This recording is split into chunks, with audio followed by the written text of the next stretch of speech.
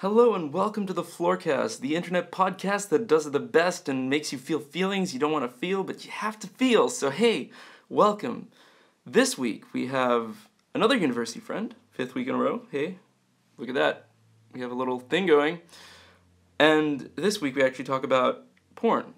A lot of it is porn. Actually, the whole podcast for an hour straight is just porn. So if you like porn, then please stick around and listen because, man, don't we have a treat for you? All right, this is the FloorCast. You're listening to the FloorCast. All right, have a good day.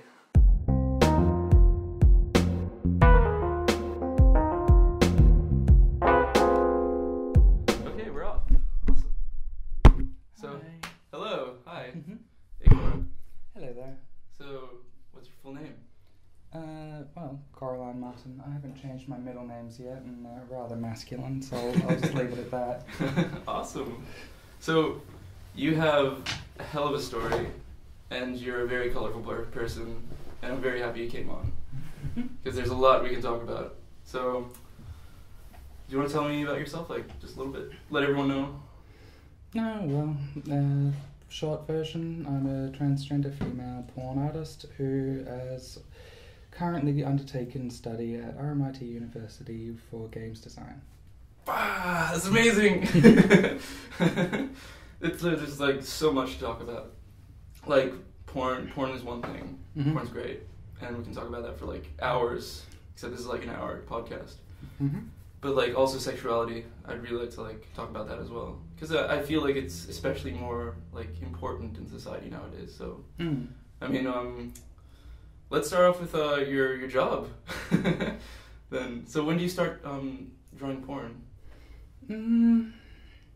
It's been about 7 years now. I mostly just take commissions online, and I spend quite a lot of time with the commissioner trying to nut out what they want. Like when someone comes to me and goes, "Oh, I want my personal character." So commissions. Yeah. Yeah. And when they come to me and they go, "I want my personal character masturbating while wearing a latex outfit or something," I'm like, okay, I understand that, but what type of latex outfit? Or would you prefer rubber? Or would you prefer a mixture of transparent latexes rather than the solid black? Wow. Would you like them in specific poses, camera angles? Would you like them to have engorged proportions? Would you... Holy crap, like, so there's like loads of detail to the specific order. Yeah, because everyone goes, I would totally love to have my character banging this, or I would like to have my character turning from this to this, because transformation art was what actually started the whole thing. Yeah. Wow. And their rather mundane request of, I want this, doesn't necessarily denote what actually is occurring or the finer points of the details. And while they might just go, just run with it, do whatever you think is best, if I do that and then they go, I don't like it, I'm not in the mood to redo it. So I go down into every fine detail, and if they're not in the mood to listen, I'm simply not going to take their commission. Alright, cool. So it's been a 7-year-long career. For the most part. And has it been a fun career? Oh, it's certainly fun. I've certainly enjoyed it myself. And it's broadened my horizons as to what I was personally into and what I found acceptable. Yeah, well, you see, like, that's the thing. Like, you're way more aware of, like, that part of yourself than other people. That's for sure. Well, nowadays, originally I was pretty vanilla, but as it came along, it just sort of came down to, can I understand the fetish, or can I understand the reasoning behind the fetish, or what would be the appealing aspect of a fetish? Yeah. And if I can do one of the three, then I will happily draw it. Okay. I met you in games design, obviously. And you had this career of being a porn artist, but then you decided to pursue games design. Was that like to further your skill set, or was that just because you like games, or? Well, obviously, I'm a giant nerd. You're a giant nerd. You are. Well, I've got D&D dice in my bag, and I spent 3 hours last night working out a Pathfinder character sheet. So, yeah. Oh, dang. Cool. So yeah, you're a nerd. and you just do this on the side. Well, it sort of encompasses like with me, I've only got really a handful of real solid interests. Like I like adult material fetishes, art, whatever. I like drawing, I like video games, I like movies, and I like games. Yeah. And that's kind of it. Like, I like traveling as well, but finances dictate that that's not going to happen anytime soon. Oh, damn. But, yeah. So you know what you like. So I know what I like, and I've got one of those addictive personalities where if I like something, I'm going to do it 210% of the time. It's not, I like to crochet on the side. If I liked crocheting, I'm going to knit 15 fucking sweaters. I like drawing porn. You have a 7-year-long career. Exactly. If I like League of Legends, I'm going to play 15 games in an afternoon. Yeah, that's amazing. It's not that I couldn't possibly like other things. It's just the things I do like I indulge in ridiculously. So you started off doing drawing porn. Mm-hmm. You did an animation degree before that, right? I did. Yeah. Never finished it though. Fell out just a month beforehand. Just had a few things go wrong at once and couldn't really take it. Yeah. And then you did the games design. I'm doing games design now, and funnily enough, despite dropping out of the animation course thinking, I don't like this, I'm never going to do it again, coming at it from a more mature and patient mindset, and actually thinking that I might go into the animation of games now. So awesome. my parents just went, I'm going to fucking slap you. But I encourage it. But thankfully, my prior skill set has allowed me to make some somewhat decent games already. So I've seen some of your work. It looks really well polished. I haven't seen some of your porn though. Although if you're more than happy, you can show me later. But I've seen some of your work and it's great. Feel free to look at it on redwingedangel.tumblr.com. Red-winged angel, And my usual pen name was 7-car pile-ups, but I haven't... pile-up, sorry. 7-car pile-ups. Pile-up. Okay, you're definitely plugging everything in at the end of this podcast. I want everyone listening to this to go check it out. if you can withstand multiple-breasted characters or giant dicks spewing cum everywhere, but... That's amazing! Yeah. So do you predominantly draw furry porn, or is it like normal porn? I kind of shifted out of furry porn for a while, mostly because muzzles are a pain in the ass to draw in different angles. Yeah. Good practice. Well, yeah, but I don't know. Like, another thing with furries that I've noticed in the long run is that every furry, in an attempt to make themselves look more original or unique, they'll go, I have 15 tails, or my fur coat is going to be the rainbow. Yeah, that's right. Yeah. Or they're going to sparkle or glow in the dark. Have you seen those really bad DeviantArt DPs? Oh, I had one sent to me last night of a sexy Pikachu girl, and it looked like... without being too insulting, like a 5-year-old had tried to do something sexual and thought that, giving Pikachu a fringe made it original. That's awesome. And it was drawn on someone's math paper or something like that. So they gave it to you and they were like, make it sexy, and you're like, I can't make this sexy. Oh, you've done all the work for me, mate. And that's awesome. I don't know, like, as much as I can go, look, if you wanted to make your character a little more original or unique, you actually take away some of those things. You give your character a purpose. I mentioned this in one of the games lectures when we were talking to one of our lecturers. You look at Skylanders and they've got so many different characters, but because they're just trying to pump out more and more toys for kids to buy, these characters are kind of lacking purpose. This one is the same as this one, or they're drab. They don't have character. Well, there's 5-10 dragons that all look like Spyro, but with slightly different features, and it's like that's what furries are. They're Spyro with different features. So it's like an oversaturated sort of thing. And like more like 5 years ago, furries were still sort of considered that niche part of the internet or whatever where... Is it not so niche now? Is that it? Definitely. Like, with the advent of everyone being more open about their sexuality or open to the concept that there's more than more than two genders, more than, heterosexual and homosexual, blah, blah, blah. People are obviously looking at furries now and not necessarily being revolted like they used to be. Like, I remember watching a late night episode of Simpsons. Law and Order. Law and Order. And they had a furry episode where one of the murderers was the murderer. One of the murderers were furry. Yeah, and they actually went to a furry convention within the show. And at the time, I didn't know what furries were, so I was just shocked like anyone else. But that's awesome. The way they portrayed furries was pretty well how furries were seen in general at the time. Sex addicts who would get up in convention centers in giant costumes, mascot costumes and just go around humping each other, and that's what furries were. And during that time frame, people, in general, were either shocked or revolted by that. So the few furries that specifically stuck to their art personas,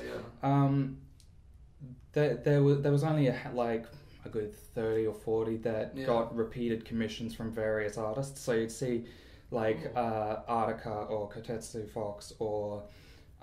these are all artists? No, just these are people who commission lots of artists. Okay. Yeah. And because they were so popular due to their unique design,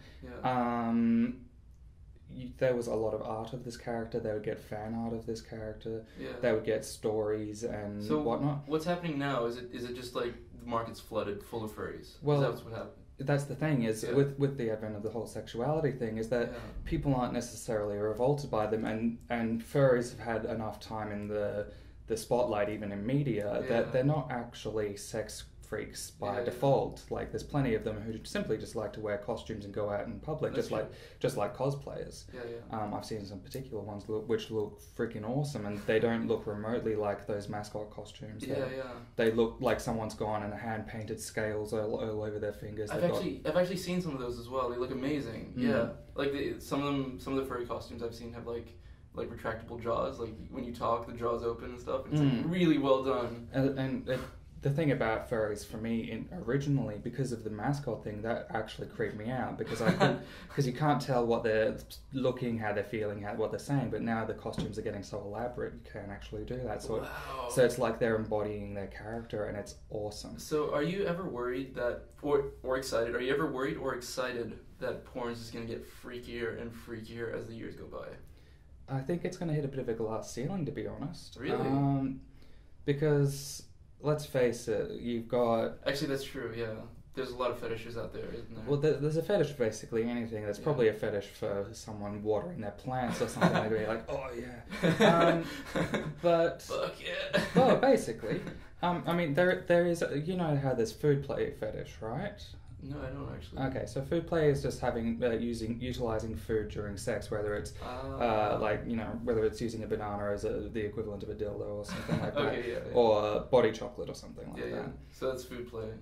That can also get brought down to even its basest form. I've seen something that it's just got like a rather chubby girl crushing corn chips between her feet, and apparently that is a kink. That is, yeah, totally. Foot kink, I would say. Well, it's a combination of food play and foot. And it makes millions of dollars every year. Well, whether it does or doesn't is a different matter. But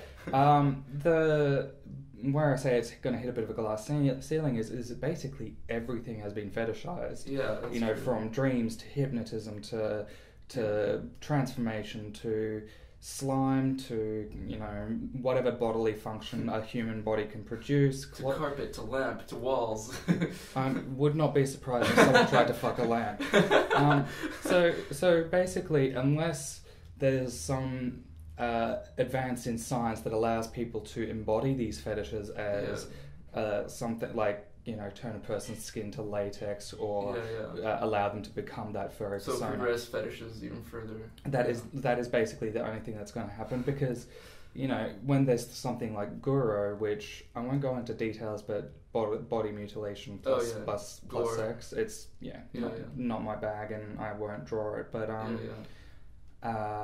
you know, when something like that is fetishized, it's sort of like, how much worse can it get? That's true. You know, it kind of feels like we're about to launch the first space shuttle into space, basically, with like sex.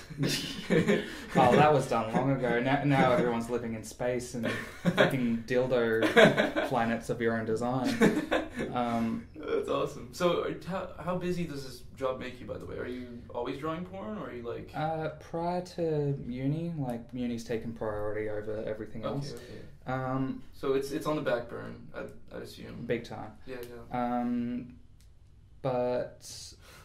like, I still make time to do something a little personal for myself, whether it's that's good. Whether it's full blown porn or making fetishized characters. Like, I want to eventually do a comic book that sort of plays on the transformation fetish that a lot of people like and know me for. And sort of play it in an RPG sense, because I sort of think that's cool. So make a game out of it, right? Potentially. I know it's been done before, but I'm talking in a visual style, whereas the ones that have been done before have been text. I sort of think that in an RPG setting, some mage somewhere is going to use magic for sex. Like, obviously. If anyone wants to read a good comic with that sort of mentality, look at Ogloff. Ogloff? Yes. Okay, everyone at home... Mom, go read Ogloff. Well, the thing with Ogloff is it's not like crazy fetishy or whatever. It just sort of takes the piss out of an RPG universe and acknowledges the fact that it would be highly sexual. Like, if you could go bizarre and, you know, make a girl's tits gigantic, or, you know, people would, for sure. Or recite something and create an army of dicks, someone will. You just have, like, do it for fun, just like Army of Dicks. Yeah, basically. Off you go. Like, who would fight that?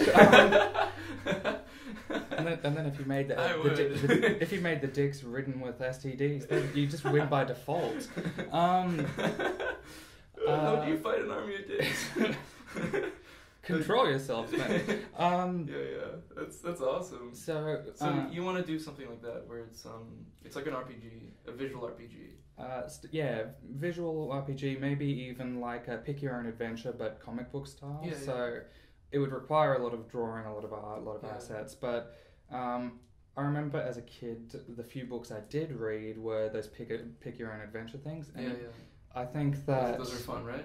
Well, I sort of think in a sexual setting, you know, you don't want to engage in a fetish or concept or position or whatever that you're not comfortable with. And a lot of the porn games just assume that the player is male, is interested in females, or... porn assumes a lot. Well, and the funny thing is, a lot of women are the ones drawing porn. So it sort of makes me wonder, well... Actually, I did not know that. Well, I did not know that. That's the thing, is like, I look at a lot of my favourite artists and it turns out they're female. Cool. Like, not transgender female, you know, not previously men or anything like that. Straight up born and bred female. And I sort of thought, okay, so maybe it's not so unusual that I'm really into sex, but it sort of makes me wonder why then, if women are the ones producing these pornographic materials, that the porn is still geared towards a male-centric sort of that's right. view on pornography. Like, well, it depends how big the market is. Like, do you assume that more men watch porn than women, or is it just equal? Well, from the women I talk to, I'm perfectly happy watching porn. They just don't tell people about it, whereas guys are more likely vocal about it. Perfectly happy to go, I watched this thing last night and she had the biggest tits or something like that. I have 15 terabytes worth of porn at home. Exactly. Like, they say that with pride. Yeah, exactly. It's like, you know, I'm totally virile and all that jazz. Jesus. Whereas girls have been raised to, you know, like, it's probably a little less nowadays, but have been raised to be more modest, be more polite, not be so... In your opinion, though, brazen, are girls more sexual or are men more sexual? Well, from my personal experiences with, relationships, the girls have always been more sexual. Okay. But with that said, I've only been with one boy. And but would that reflect on porn is like what I'm trying to connect it to? I have a feeling that maybe it's probably about 50-50, to be honest. Yeah. Like I met quite a lot of people who have female avatars but are male. And then when I question them on that, they don't do the usual, I would rather see two women going at it than a man and a woman. Or if I'm playing a video game, I would rather see a girl's ass the whole time rather than a guy's ass. Which some people have said, but it's kind of a thin veil. Yeah. And most of them end up saying, I would actually like to prefer to be a woman in real life, but I couldn't go through with the transition. And then they do the usual, I'm so proud of you, or I think whatever about me. And this is the perfect segue, actually, because I do want to talk about your transformation. Mm-hmm. So how long ago was it since you decided you wanted to be a girl? Well, I sort of have had the thought since about 10 years old, maybe a bit earlier than that. Yeah. But prior to about... So this is prior to puberty. This was Yeah. Like, originally, I watched Ranma 1/2 and read the comics. Whether or not people know that nowadays is a different matter. But basically, it's about a guy that turns into a girl whenever he's hit with cold water. I've seen that anime, actually. Yeah, and transform back whenever he's hit with hot water. And that was later in my teens. But basically... that also started off my transformation art, the whole transition from male to female, whatever. And at the time, I was too innocent and lacked the knowledge to know what it all really meant. Yeah. But obviously, the concept of not being what I originally was really appealing to me.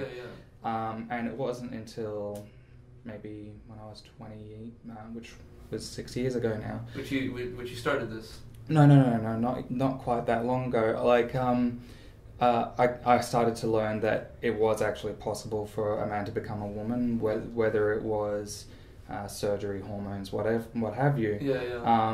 But again, I didn't follow through with it immediately because I started to be paranoid about whether... Did you have a lot of fear? Was that it? Definitely. Like, like every transgender person I've talked to, barring... one has had negative experiences from coming out or going to their family and going, look, I'm just not comfortable. I've talked to you before and you said that your family was really open or like really helpful. Well, that's the thing, is that I seem to be the complete polar opposite of everyone else. I called up my dad one day when I first got my hormones, which was last year, because I've only just recently started the proper transition. And it was well received. Well, initially he was like, "What the fuck?" Like he was blindsided because I'd only ever talked about this with my partners and close friends. I'd never talked about it with my family because I had such a close relationship with my family, and I did not want to lose them over anything. But and that's where the fear began, right? Like, exactly. Yeah. Like I imagine if I had a shit relationship with my family, I would have just gone whatever. Yeah. But my family have always loved me, supported me, what have you, and I didn't want to lose that under any circumstances. So during your first transition, the very beginning, they were shocked, but they were okay with that. Well, they were shocked, and it only took them about 20 minutes. Basically, after 20 minutes of talking to me on the phone, they said, we were shocked, but we still love you. We just want you to be happy. Wow. Blah blah blah. See, some people it takes 20 years. Yeah, and after about a month, Mum was already like warming up to me and okay with the concept. And then was she buying you dresses and stuff? Or? Well, that was the thing. When I went to visit them about 3 months later, she was taking me out clothes shopping. She's bought me jewelry. She's did you do the whole like shopping with mom thing? Oh yeah. Oh, that's so amazing. And she giving me makeup tips, and my dad being an ex-fashion photographer, he was able to sort of suss out what would be good for my body type and what clothes would sort of allude to, a body shape that I may not have. Like, at the moment I've only got really small breasts from only being on hormones for a year. So, That's awesome. He said, don't go for plunging necklines, don't go for really low cut tops, don't expose your shoulders too much. Like the dress I'm wearing at the moment has fairly broad strips, so it's okay. And that's amazing. So they were very, very like helpful. Indeed. That's so cool. They still struggle a little bit with pronouns, but they've known me the longest and have always referred to me as he or him. So, but the thing is now they're actually correcting themselves, especially in public, and they've repeatedly told me that whenever they say male pronouns, they don't say it out of spite or out of wanting it to be the way it used to be. And you understand that, so it doesn't have any gravity. They're just saying it because that's what they're used to. It's a habit. So I don't take offense. I might get a little unsettled in public because, especially if I'm trying to alter my voice so I sound a little more like this. So it's been a year, and how has it been so far? Good? Honestly, the thing with me is again being a bit of a special circumstance amongst transgender people. I was born with 1/20th of the testosterone I was supposed to have. That's amazing. I didn't know that was possible. Well, that was the thing because I did all the psychiatric stuff, and then before going on the hormones, I had to get a blood test to check that everything was okay and hormones wouldn't make my heart explode or something like that. And then the doctor goes, this might explain a few things. It turns out you don't need much for hormones because you are essentially female hormone levels already. And I was like, how much difference? And he's like 0.0002%. And I'm like, so if that 0.002% was in the opposite direction, I would have been born female. He's like, pretty much. Whoa. And I'm like, fuck you, hormones. But it explains a lot because... which is why you feel that way, right? Exactly. And the thing is a lot of people go, it's just in your head, or it's just a phase, or you're just trying to be unique. But no, it's like a physical thing. It is a physical thing. Yeah. It compare me now to how I was 2 years ago. And you're different, right? Completely. And the thing is, I'm more confident now. I actually care about my appearance. I actually enjoy... That's amazing. Actually, that's also something I want to talk about, which was sexuality, right? Yeah. I meet a lot of people who don't actually know that they're guys or girls. Mm-hmm. They're androgynous. They're like, yeah, I'm a dude, but I don't really behave like a man. Mm-hmm. So they kind of remain sexless. Or you meet really butch women who are or fat women. It's just I'm a woman. And they're not really womanly, But then I meet people like you who are yeah, I know what I am. I'm a woman, even though I'm a man. I'm a woman, and you know exactly what you are. Mm-hmm. And you're like the what's it called? I know there's a perfect word for it, which is the unusual point away from the butchered myself. It's all right. But you're unique. That's it. You're unique, and because you're born a man, but you know exactly what you are sexually, right?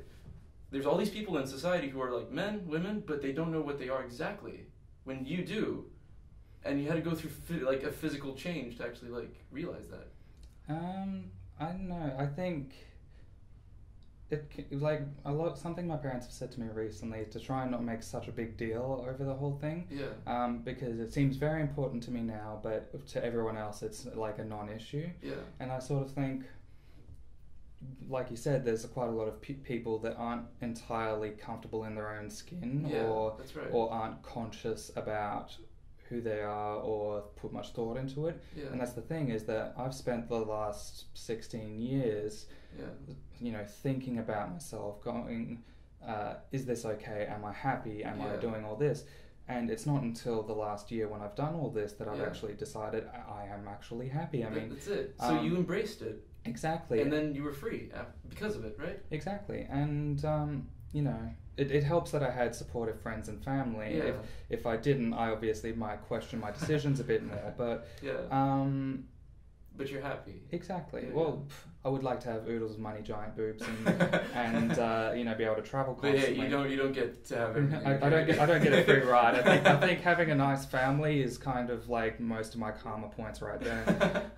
That's awesome. But yeah, so that's just one observation. It's like I meet guys who are guys, but they don't like embrace that. Well, the thing is that people, it's like sexuality, gender, etc. is more of a spectrum than a complete scale or tick boxes. That's true, actually. Yeah, you're right. Like, and what defines a man as a man, a woman as a woman, a gender person as a gender neutral sort of appearance or whatever is kind of up to the individual. My only concern with the whole ordeal is when people adapt to changes, like say they're transgender or demisexual or polysexual. There's a polysexual and then polyamorous and etc., and they start using these things as labels. Forgive me, but I don't actually know half of these ones. Demisexual, what's that? Okay, demisexual is only finding sexual attraction to people that you have developed a relationship and friendship with. So you could see Nicki Minaj bouncing her ass on that new Anaconda video, and have zero attraction to her whatsoever, even though she's a goddess physically. And she's a pretty nice person. But and then your mate Rob, who you've known for your entire life, you might be hot and sweaty all over it. It's funny because I do have a mate called Rob. Hey Rob. And then you've got polyamorous, where you are perfectly comfortable having multiple relationships.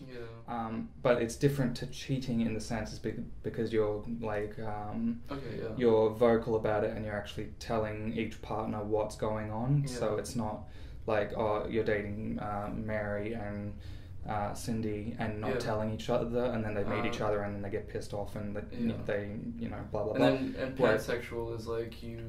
Pansexual, which I am, is basically you're attracted to anyone regardless of their gender or their own sexuality. If they're straight or pansexual or bisexual or demisexual or whatever, it's that doesn't necessarily. So you're incredibly open. Basically. But the real factor for me as a pansexual person is a person's personality. I mean, obviously, physical attraction's a bonus, but from my past partners, it's more so their passion or their drive to do something, whether they're just really enthusiastic about their writing or really enthusiastic about drawing, music, playing video games, whatever. I love it when someone is capable of like have a drive. But so that's more important to me than a person's gender or their physical appearance sort of thing.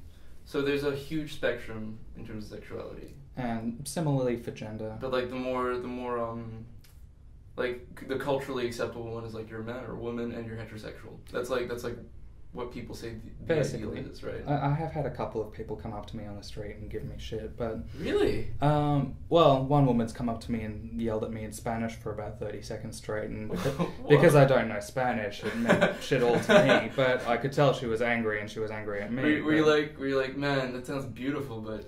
I know, Spanish is so pretty. It's like, you're yelling at me, but oh man, it sounds great. You're so sexy when you're angry. But I didn't know you copped heat like that though. Oh, it's really rare. Okay. Because like I've said with the whole furry thing, is that sexuality and whatnot is open nowadays. Like you can be gay and you're not going to get beaten up unless someone's got a particular thing against that, but that's a minority now. Like if someone yells at me for being transgender, everyone else in the area is going to turn around and go, what the fuck's wrong with you, mate? We're not in the dark ages anymore. Exactly. Especially with people like Laverne Cox being up in the media and in shows and in music videos, etc., and portraying someone that's not depicted like a transgender person isn't a sexual deviant, isn't some nut job, isn't... They're a person. Yeah, exactly. And the other depiction of transgender women is that they're like trying to trick people. They're a trap. They want to lure men in and go, haha, I've got a dick. Do you think some people get off on that though? Oh, there's definitely a fetish for it. But the thing is, I actually find the term trap, which again is a term used, is offensive to me because... Well, it's kind of, it's derogatory. It's like... It insinuates that I've got an ulterior motive. Yeah, that's right. Whereas if someone calls me a she-male or a tranny or whatever, because of the fact I haven't changed my genitals yet, it's accurate, so I'm not really going to take offense to it. I would prefer female pronouns, but I'm not going to go and argue with every person. Sometimes when I go on, like, 4chan, and I say very rarely, but, like, every time I go on, it's like, there's at least one trap thread. Oh, of course. And it's populated with like thousands of people. But the difference, I think the other thing that irritates me a little bit is that a trap is insinuated that the trap is the gender they were assigned at birth, dressing as the opposite sex. So they don't think of themselves as the opposite sex. They are doing it purely as a thing, as a trap. So to call a transgender person a trap is actually quite rude. Because of course, but for some reason people like that. It's actually very popular in terms of like porn. In terms of fetishes, I think it comes along with the Fudanari fetish, which is essentially a hermaphrodite. Oh yeah. Having both gender bits at once, which I don't necessarily find that to be a bad thing because Fudanari. And cunt boys, obviously. Cunt boys sounds more offensive, but no one seems to have come up with a nicer name for it. It's the first time I hear of it. Well, it's just like the reverse. Like a Fudanari will have, female appearance but mixed gender parts. Whereas the cunt boy will have the male appearance and usually female parts, but sometimes they have both. Actually, what do you think of Japanese porn? There's a lot of it. It goes back to a lot of it's written by women, yet it's still designed for a male audience, which from what I've experienced in my relationships, even if a woman does want to actually be taken hard or does just want to be fucked silly or something like that, which a lot of porn does depict, they do want the foreplay. They still want to be set up into that circumstance. And most Japanese porn just goes, the dick is out, the dick is now in the pussy, and then, my hips are moving on their own, I'm coming without even touching anything. Oh my god. And then the other one is like spontaneous lactation, and it's like, I don't mind lactation myself, but the concept that the fact that she's been fucked so hard her breasts start leaking is a bit strange, especially if she's not been pregnant or whatever. But people buy it. But people buy it. Yeah, there you go. So what sort of porn do you draw personally? Like, you said you went away from furry porn. What do you draw exactly now? Well, like I said, I want to do a comic based in sort of like an RPG setting. So, so are the characters themselves anthro, or are they? Well, let's see. I've got one human who I've made like ridiculously scarred because within an RPG, which most games do, they have healing and resurrection magic. But I think that wouldn't be like the perfect setting, perfect resolution to being injured. So they'd still have scars and whatnot. So she's been like decapitated. She's missing a leg or whatever. But she's all together now. She's been healed, but she's still scarred. I still want to. She's trans female as well. I want to add a transgender male for some representation because I sort of feel like trans females get sexualized a lot and fetishized a lot, whereas trans males, they might not necessarily want the representation, but I sort of think that for people with a sexual drive, you want to feel sexy sometimes, whether it's for yourself or for someone else. Of course. And having zero representation in pornography means that if you want to look at something and like sort of translocate yourself onto that person within the story or comic or whatever, you can't, because no one's got your body type or your gender. So you're trying to like fill the spectrum, just appeal to everyone. So then I've got the human girl, human trans female. Then I've got the anthropomorphic kangaroo woman. Who's, cool. I wanted to do just because I wanted to show how like a beastkin sort of style character would interact with like other parasitic creatures within the universe. Like think of like Spider-Man's Venom character. How it when interacting with Peter Parker, it had the simple sort of just covering. So it's like latex. Exactly, but when it alive latex. When it copied to the other guy, it became this hulking mass, and I'm thinking, you know, parasites or symbiotes would interact differently with different species.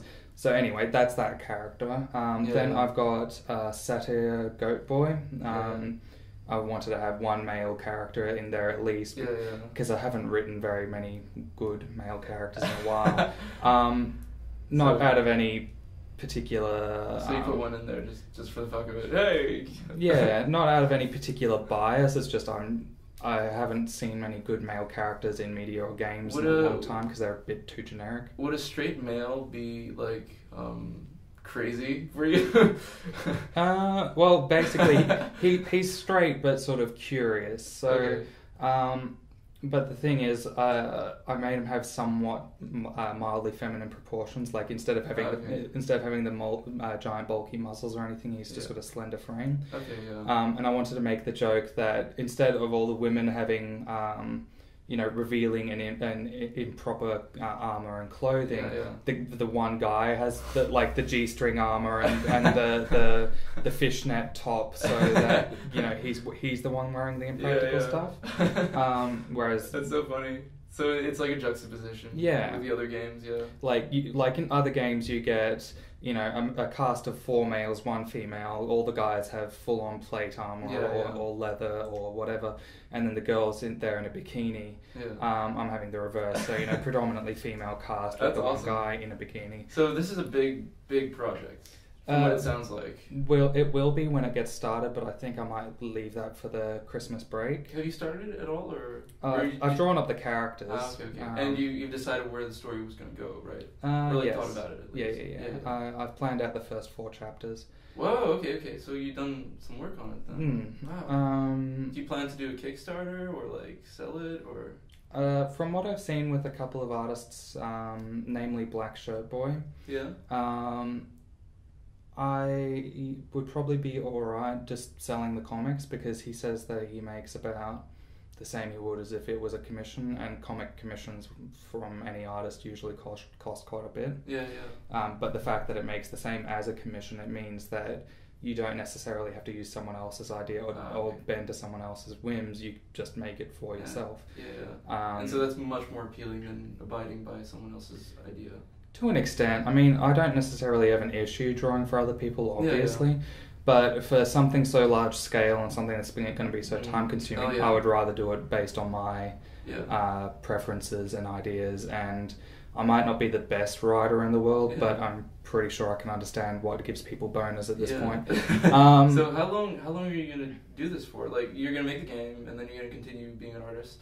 Are you going to keep doing it for fun, or are you going to...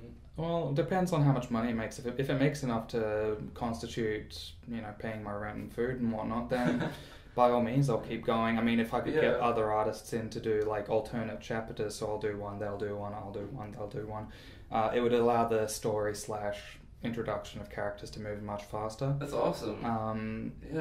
Or like if there was a person who was interested in colouring my art, and I would do the inking, or someone else would do the animating, etc. If I could build like a small team of 3 to 5 people, we could produce much more going on. It would mean I would have to take in other people's opinions and thoughts and ideas again, but obviously I wouldn't be picking people that have... And the idea at least is still a little intact, right? And enough people like the concept already that I know that if I did get people on board, as long as it basically didn't have giant flying robots, I'd be okay with it. I want giant flying robots in my porn. Oh, well, there is such a thing as robot porn, and there's even something where it's airplane porn, which is personified airplanes. I've heard of people like fucking their trucks, in the exhaust. Oh, have you ever seen that documentary of that guy who fell in love with his car? Mm-hmm. Yeah, weird, right? Well, look, all the fetishes are fine, but the thing with the art and the fetishes and all that jazz is I think it gives people an outlet for the deepest, darkest sexual fantasies. Yeah, that's true, yeah. And like when I'm gonna say this now, an outlet is good because it allows people to indulge, but they don't necessarily have to enact it in real life. That's true, yeah. But then you look at child pornography and it's not okay regardless. You don't want to encourage that mindset to begin with. It's a bit like the gore porn, because it's like something in there is a little messed up to actually like that. That's the thing. I think and like you fix yourself first and then see what happens. Like say bondage porn or rape porn or something like that. I know quite a few people that actually like the concept of rape within pornography, because of the whole go on. Because of the brazen nature, because of the ferocity just being absolutely taken. But the thing is, in real life, no one would want that, because they would have zero say. So the thing is, they like the romanticized version, as strange as that sounds. Where if they said stop, or if they didn't want it, they would probably get away, or it wouldn't happen. San Francisco has the largest BDSM scene in the world, and funnily enough, apparently there's some in Melbourne that I wasn't aware of. Really, as well. Like a friend of mine in San Francisco recently told me about all these things that they're doing, and wow, that's awesome. And I was just a bit shocked, because they're also asexual. They don't have any sexual attraction in general. Like if they get aroused under any circumstances, it's just sort of a random occurrence from their body. It's not something going on. Anyway, the point I wanted to make was because San Fran has such a large BDSM scene, they also inadvertently have a very emotionally stable population. How funny is that, right? They're not repressed. Exactly. They come together. They make sure that they know what they want. Whether it is you being strapped down to a chair and a girl masturbating in front of you or something like that, like cuckolding or whatever like that, or bondage, good old bondage. They do it, and the repercussions of that is that they're not repressed at all, and they can be happy with their life, and that's amazing, Oh, they have an outlet for their sexuality, so that's sort of what I encourage with porn, because I get a lot of my friends who obviously are geeks themselves, and they sort of shelter their erotic side. They don't want to tell people. They don't want. So it festers, and Well, it doesn't so much fester, but it's just like they get uptight. They get anxious. They think, oh, if anyone finds out, I'll be ruined, and it's like, dude, no. You're fine. You like being handcuffed and tied to your bed while someone bones you? Well, guess what? Half of the population of the world probably would love that. Or if someone goes, oh, I feel weird, I've got so many fetishes, and then I just point to myself and I'm just sitting there going, exactly. It having fetishes, or even just enjoying sex in general, even if it is just the missionary position between two people, regardless of sexuality, whatever. If you enjoy sex, enjoy sex. Although I do feel there's a part of me that's it's guilt that drives some of the fetishes. What do you mean? I don't know, sissy, the sissy fetish. Oh yeah. Being put down. That. That's kind of a guilt sort of trip. And I understand how that could be what's it called? You wouldn't tell people that, because it's your fetish, and if you would tell people that, it's kind of enact on itself. make it collapse onto itself. Possibly. I mean, obviously in a business circumstance you wouldn't tell people fetishes because you don't want to give people any more power over you than they already have. But I mean, you don't go around telling, hey, I have this fetish. Yeah, I mean, but amongst your friends or whatever, it's not that big of a deal if they're comfortable with sexuality in general. But of course not. I don't know, like, definitely sissy might be a bit of a guilt thing. Like, I'm not entirely certain on that one in particular. I do know, like public humiliation or public sex, however, might not necessarily fall under the same circumstance. Like the concept of having sex in public or trying to have sex in like public settings like a bus or something without people noticing, it has that thrill of being caught. And that is more so the important thing than putting someone down. So that's the appealing aspect of it. And the thing is at least from what I've seen in Japan, if both people are consenting, at least if it's not being forced on the other person, if someone actually catches them, it doesn't actually seem to be like, oh shit, turn away or run or report them. Oh, really? If they get involved, they get in there. Well, they don't necessarily get involved, but it's sort of like take a photo or something like that, or really? or they're just like, oh, okay, that's going on. And then they start jerking off and getting involved. Well, that's the thing. Is like, so it's not such a big deal. Well, it may or may not be in Japan. Like, again, whatever we see is filtered down by the people who want you to see what they're showing. Well, like, they sell, I mean, they have 7-Elevens everywhere over there, and they sell porn. Oh, they do. I've been to Japan. There was hardcore hentai novels, 2 inches thick, right next to the Daily Magazine. That's awesome. I've also seen people, like, just reading it on the street. It's like a part of life over there. I went to Akihabara, and there was a freaking 7-story freaking porn building, each story devoted to a different type of sex toy or cosplay, and out front they had a cardboard cutout of 2 hentai characters from like Angel Blade or Bible Black or something like that. Awesome. With the faces removed, and girls were just running up there and going, take my photo. They loved it. I have when I was in Japan, I did go into a sex shop. I didn't go to like one of those mega stores, even though I'd have loved to go to one. But it was quite like, it was like weird. Like, it warped my reality because I wasn't aware that there was like so many dildos out in existence and like all these DVD. Like, okay, I know that there's like a shit ton of porn, but like they sold hentai T-shirts in there, and they sold like a butt that you could buy and fuck if you wanted to. It's like the equivalent of a fleshlight, but slightly less depressing looking. It's still pretty depressing, but not as bad. It's bigger. It's more human-like. So I was quite impressed as to like how open it was and how much more there was in Japan. Well. It's like what I was saying before. Like, sexuality is slowly becoming something that is acceptable regardless of whichever direction it's aimed at, and and it should be.